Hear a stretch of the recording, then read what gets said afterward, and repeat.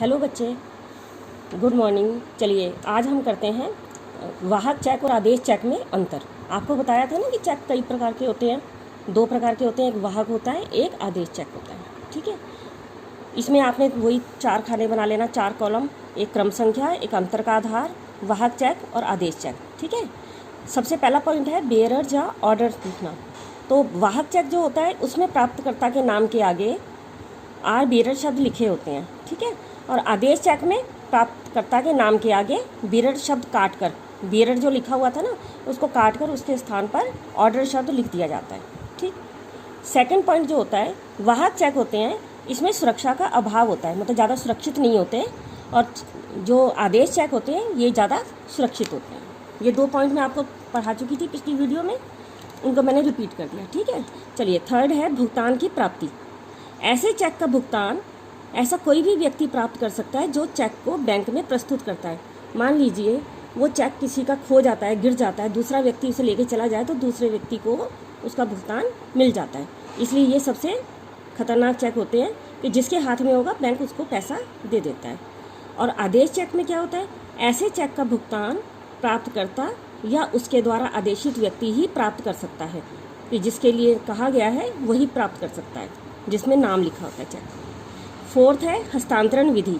ऐसे चेक का हस्तांतरण स्पुर्दगी मात्र से हो जाता है।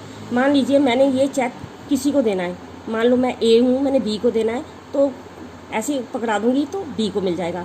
बी ने सी के पैसे देने हैं तो बी सी को दे सकता है। तो मतलब ट्रांसफ़र करना बहुत ईजी होता है, कुछ नहीं लिखना इसमें। और आदेश चेक में ऐसे चेक के हस्तांतरण के लिए बेचान आवश्यक होता है, मतलब चेक की पीठ के पीछे, चेक के पीछे हमें लिखना पड़ता है कि ये चेक मैंने किसको ट्रांसफ़र करना है। चलिए फिफ्थ पॉइंट है प्राप्तकर्ता के हस्ताक्षर।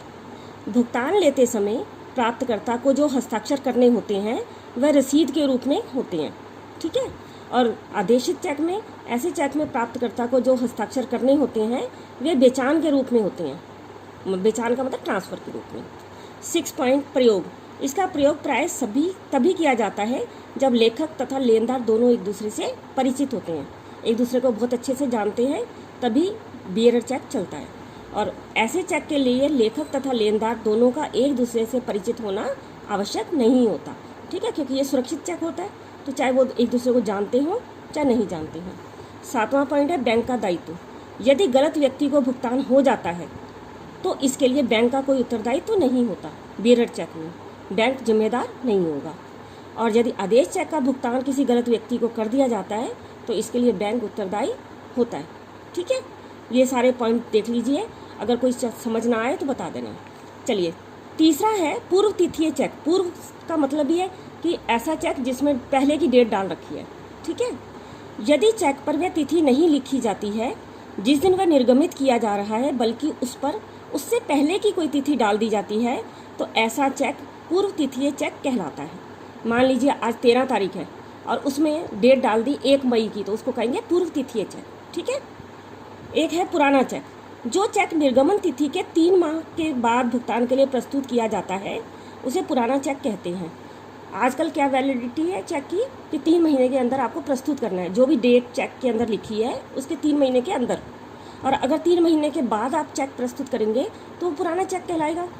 और बैंक ऐसे चेक का भुगतान करने से इनकार कर देता है क्योंकि वैलिडिटी उसकी ख़त्म हो गई। ठीक है, चलिए अब जैसे पूर्व तिथीय चेक था ऐसे उत्तर तिथीय चेक भी होता है। जैसे आज डेट है 13 तारीख की और मैंने चेक लिखा है 20 तारीख का, तो बैंक 20 तारीख से पहले उस चेक का भुगतान नहीं करेगा, उसे कहते हैं उत्तर तिथीय चेक। जिस चेक पर वह तिथि नहीं डाली जाती है जिस दिन वह लिखा गया है, बल्कि उससे आगे की तिथि डाल दी जाती है। बताया ना मैंने 13 तारीख की जगह 20 तारीख डाल दी, तो ऐसी चेक को उत्तर तिथीय चेक कहते हैं।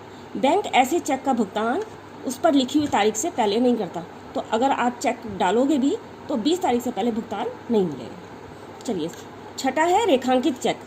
जब चेक के कोने में बाईं तरफ 2 तिरछी रेखाएं खींच दें, या तो खाली खींच दें या एंड कंपनी लिख दें, इसका एंड कंपनी का भी कोई मतलब नहीं होता, डाल देते हैं ऐसी, अकाउंट पेई ओनली या नॉट निगोशिएबल, ऐसे कुछ लिख के डाल देते हैं, उसे कहते हैं रेखांकित चेक। ये ज़्यादा सुरक्षित हो जाते हैं। ठीक है, ऐसे चेक में बाईं ओर के ऊपरी हिस्से में 2 तिरछी समांतर रेखाएं खींच दी जाती हैं। समांतर है ना, एक के पीछे दूसरी है। इन रेखाओं के बीच में कुछ शब्द भी लिखे जा सकते हैं और नहीं भी, मतलब खाली भी छोड़ सकते हो और कुछ लिख भी सकते हो। अदाता या लेखक अगर इसे धनराशि चाहिए या लेनदार को ऐसे चेक में लिखित राशि का भुगतान नकद नहीं मिलता, बल्कि सबसे पहले रकम को उसके खाते में जमा कर दिया जाता है।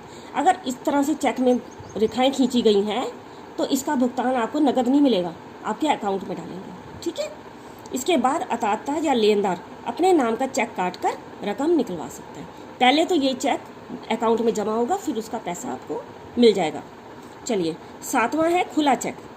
जो चेक रेखांकित नहीं किया जाता, अर्थात जिसके मुख पर 2 टेढ़ी समांतर रेखाएं नहीं खींची होती, और जिस चेक पर ये रेखाएं नहीं होती उसे खुला चेक कहते हैं, ठीक है। इसका विपरीत है बिल्कुल, वह खुला चेक कहलाता है।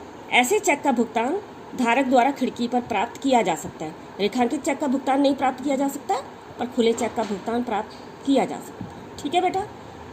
इसे देख लीजिए, अगर कोई पॉइंट समझ ना आए तो पूछ लेना। Thank you.